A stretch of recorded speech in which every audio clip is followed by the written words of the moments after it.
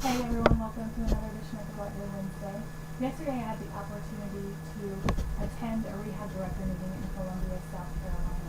And a couple of the rehab directors were very gracious and sat down with us to talk about some different topics that have been forefront in our conversations.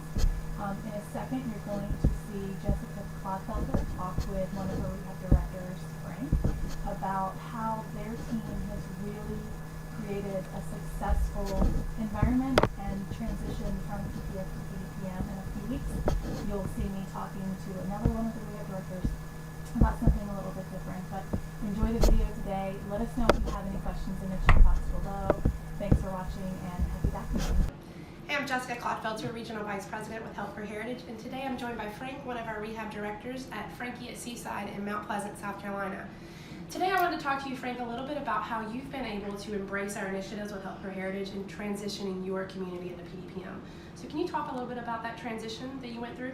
I think the biggest part of the transition started a couple months ago, really being active with the facility, speaking with them, being with meetings, and our job has changed from just the rehab director to the educator. Assisting the facilities with that transition eased come October 1st. Absolutely. And then one of the biggest things that we've seen in our industry is, we talk about PDPM and the idea that minutes don't matter. So how have you been able to still ensure those clinical outcomes with our interventions with your department and planning minutes and that communication piece? And I think Health Pro did a great job with the utilization pathways. And as long as we're working with our MDS coordinators and our therapists to get the codes as quick as possible upon admission, we're able to use the tools that Health Pro gave us and kind of plan out as that change from RUG 4 to PDPM has come. Okay, so those worksheets come in handy? Yeah, it does. It really does. And then I think one of the things that you've done such a great job with at your community is just embracing that facility communication. So can you tell us some of those tips that you've done or the successes that you've had? The biggest part is just being present in the meetings and having the information that we have from the therapy side and being open with the lines of communication with the MDS, with the director of nursing, with the administrators as appropriate.